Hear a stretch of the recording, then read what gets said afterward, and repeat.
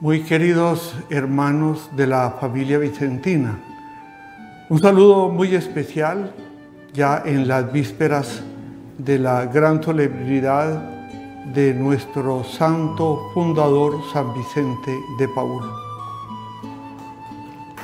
Antes de la reflexión,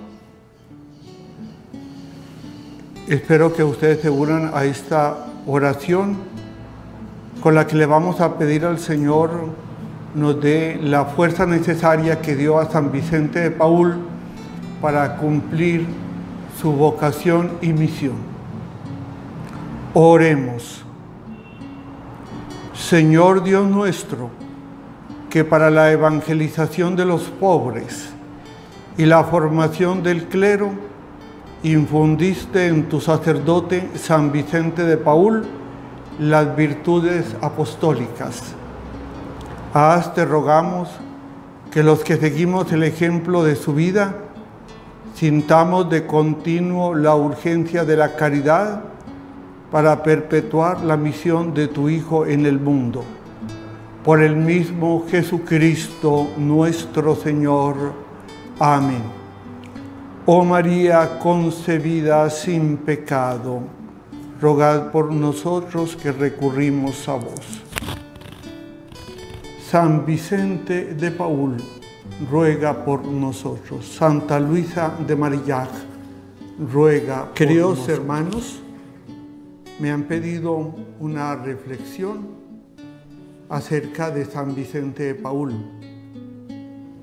Por la premura del tiempo, no preparé una reflexión en especial, sino que me basé en una reflexión que utilicé en los años anteriores, sobre todo para los seminaristas vicentinos de nuestras casas de formación y también para un encuentro latinoamericano de misioneros vicentinos.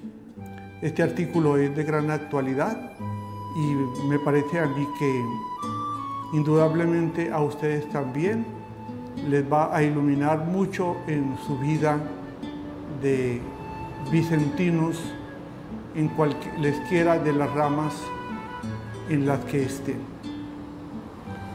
Esta reflexión titula Vicente de Paúl, el santo que no quería ser santo.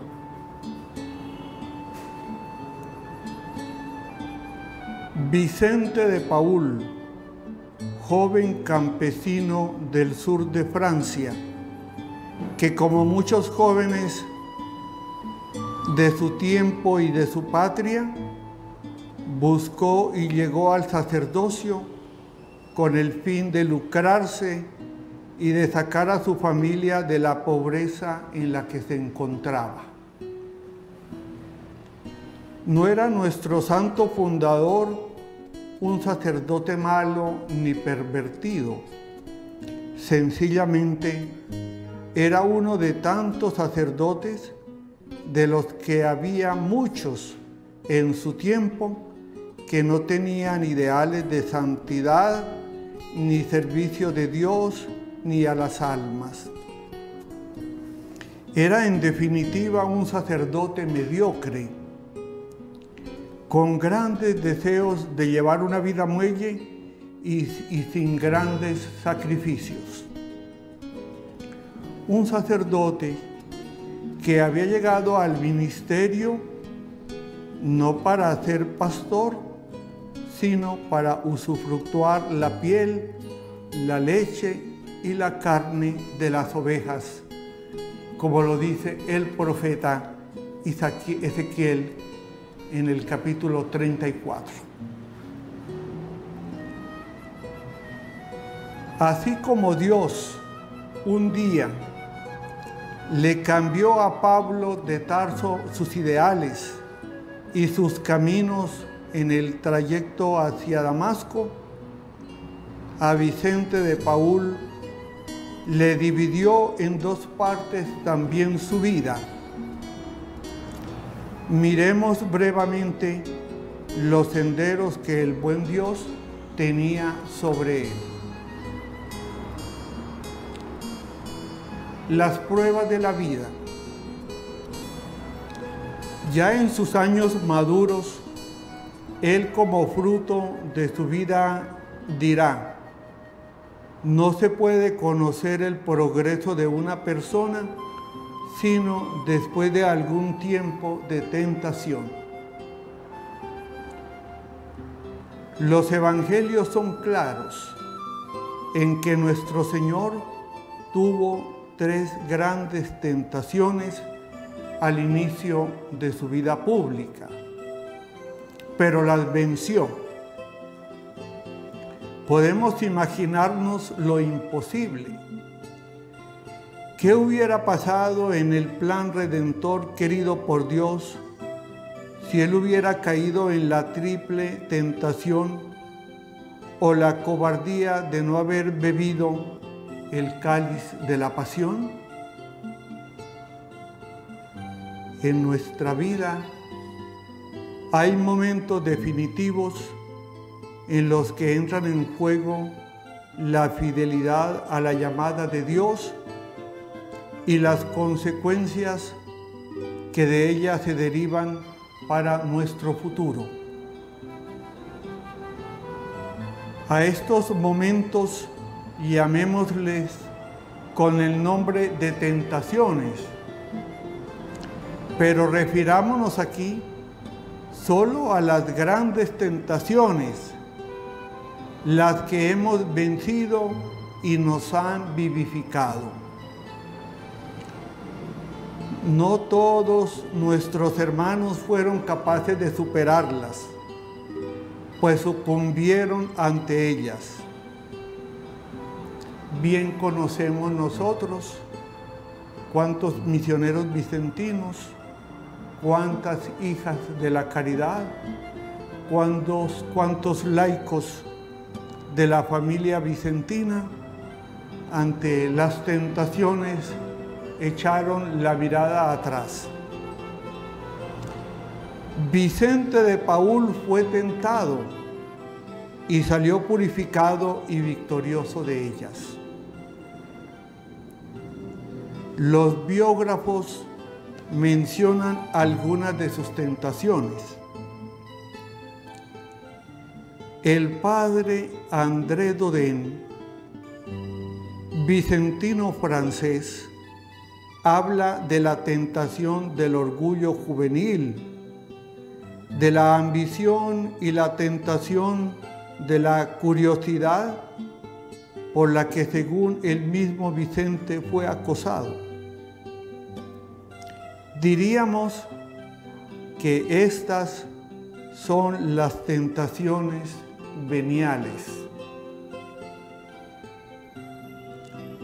El vicentino español, famoso biógrafo, padre José María Román, se refiere a 2 grandes tentaciones.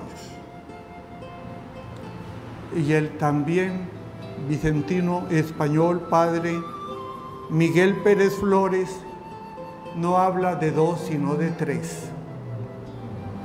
Me inclino por este último para aceptar su posición. Estas 3 grandes purificaciones son las que transformaron al primer Vicente y lo llevaron a la cúspide de la santidad. Primera tentación: el honesto retiro. San Vicente habló de él en la tercera de sus cartas que conservamos, que escribió a su madre el 17 de febrero de 1610. Los éxitos, así como los fracasos, pueden doblegar al hombre, hacerle que abandone las aspiraciones de ir a más y se contente con lo que ya considera suficiente. Es valiosa en este sentido esta carta, en la que muy claro expresa sus sentimientos. Madre mía, espero de la gracia de Dios que Él bendecirá mis trabajos y me concederá pronto el medio para obtener un honesto retiro, para emplear el resto de mis días junto a usted. Esta es la realidad que ha llevado a muchos a tener solo aspiraciones humanas y a perder la capacidad de concebir grandes y santos ideales por el servicio de Dios y de la Iglesia. Preguntémonos, ¿qué hubiera sucedido si San Vicente, por salir de una situación de pobreza familiar, se hubiera dejado llevar de la ambición de honores eclesiásticos y de privilegios y episcopados? Quizás hubiera escalado puestos y logrado vivir desahogadamente, pero se hubiera perdido el San Vicente de Paúl que ahora veneramos y admiramos, y hubiera malbaratado su verdadera vocación. Y lógicamente, ni ustedes ni yo estaríamos hoy aquí. Su experiencia le inspiró esta dura y terrible expresión: desgraciado, sí, desgraciado el misionero que quiera apegarse a los bienes perecederos de esta vida, pues se verá apresado por ellos, clavado por estas espinas y atado por las ligaduras. Segunda tentación: la calumnia del robo. Vicente de Paúl llega a París en 1609 y se ve urgido a compartir la habitación con un paisano suyo, el juez de Sorel. Un día Vicente se siente enfermo y manda a buscar una medicina. Al llevar la medicina descubre la bolsa que guarda en su armario el juez y ni corto ni perezoso se la lleva. Vicente es acusado públicamente de ladrón. El joven sacerdote, ambicioso, tiene que enfrentarse con la crueldad de la pobreza y de la calumnia. Su admirable comportamiento en la prueba nos va indicando el comienzo del cambio de orientación en su vida. Se contentó con decir: Dios sabe la verdad, Señor mío. Son 6 meses de silencio, de humillación y sinsabores, al final de los cuales se descubre la verdad. Tiempo de gracia para orar, reflexionar y pensar en el Señor y no en los tesoros de la tierra que la polilla y la herrumbre destruyen y los ladrones penetran y roban. Como lo dice nuestro Señor, y lo encontramos en el Evangelio de San Mateo, en el capítulo 6. Tercera tentación: las tentaciones contra la fe. Durante estos años, hacia 1611, en el palacio de la reina Margot, Vicente conoce a un famoso doctor que por no predicar ni catequizar y vivir en la ociosidad, se veía asaltado por una fuerte tentación contra la fe. Nos dice Monseñor Luis Abelín, su primer biógrafo, que Vicente pidió a Dios que le pasase a él estas dudas, mientras que aquel sacerdote sentía renacer la luz en su corazón.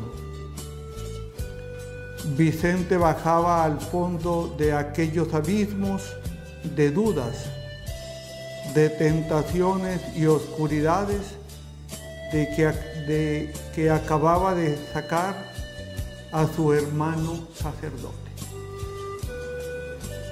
Así permaneció 4 años en un estado tal de postración que daba pena verle, no teniendo fuerzas para otra cosa que hacer sus visitas a los hospitales y entregarse a las obras de caridad. Este fue el remedio con que salió de la prueba. Un día que se hallaba más desolado que de costumbre, cayó de rodillas e hizo voto de consagrar su vida a Dios en la persona de los pobres. Repito, hizo voto de consagración de toda su vida a Jesucristo en la persona de los pobres. No hizo más que pronunciar estas palabras cuando todos sus sufrimientos se desvanecieron y volvió la paz a su alma, confesando después que desde aquel momento le parecía ver las verdades de la fe en un fondo de luz que vivamente las iluminaba y esclarecía. El Señor de Paúl ha salido de la oscuridad. Se halla rebosante de alegría y paz en su corazón. Entra en la casa de los Gondí como preceptor de sus hijos, confesor de Margarita de Sillín y capellán del palacio y apóstol en las giras en los campos. Estamos a punto de dejar atrás para siempre el primer Vicente de Paúl, el ambicioso de dinero y poder, de fama y comodidades, el administrador de realidades terrenas. Y así nos adentramos ya en el segundo Vicente de Paúl, el santo, nuestro santo fundador, el gigante de la caridad. Pues bien, hermanos, a partir de estas 3 grandes tentaciones, la del honesto retiro, la superación de la calumnia del robo y las tentaciones contra la fe, hacen que Vicente de Paúl descubra a Jesucristo en la persona de los pobres. Y a partir de este momento tenemos a nuestro santo fundador, a nuestro Padre, la luz de la Iglesia, el consuelo de los pobres y los afligidos. Termino haciendo una lectura de estos acontecimientos que ustedes en sus grupos y en su reflexión personal pueden profundizar. Primero, es necesario destacar aquí, en el proceso de conversión, la búsqueda sincera del Señor, que lo llevó a centrar su vida en Jesucristo y a seguirlo por encima de todo, pues comprendió que fuera de Él no encontraba la serenidad, la paz y la realización que había venido buscando. Más tarde escribirá a su primer y más fiel discípulo suyo, el padre Antonio Portail: recuerde, Padre, que vivimos en Jesucristo por la muerte de Jesucristo y morir en Jesucristo a través de la vida de Jesucristo. Nuestra vida tiene que estar oculta en Jesucristo y llena de Jesucristo. Para morir como Jesucristo hay que vivir como Jesucristo. Segundo, cuando se ha hecho la experiencia de Jesucristo, todo es miseria. Más aún, yo estimo como pérdida todas las cosas en vista del incomparable valor de conocer a Cristo Jesús, mi Señor, por quien lo he perdido todo y lo considero todo basura a fin de ganar a Cristo.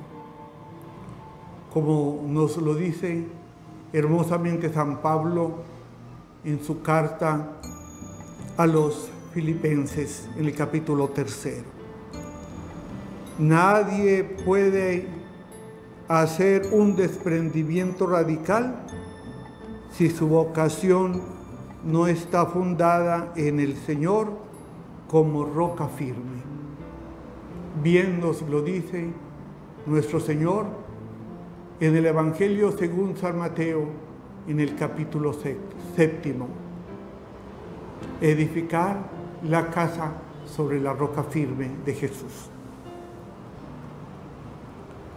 Tercero, las tentaciones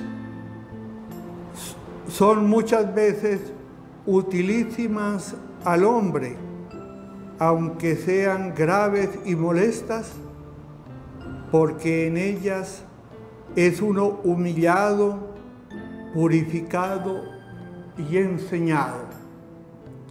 Hermosamente lo dice Fray Tomás de Kempis, el autor de la Imitación de Cristo. Este fue uno de los libros de cabecera de San Vicente de Paúl.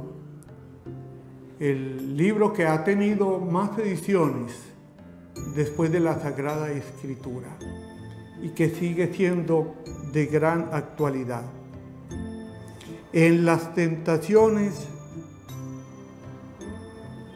mantenemos nuestro corazón en estas dimensiones. A, la humildad, porque nos damos cuenta que somos frágiles, pequeños y necesitados del Señor.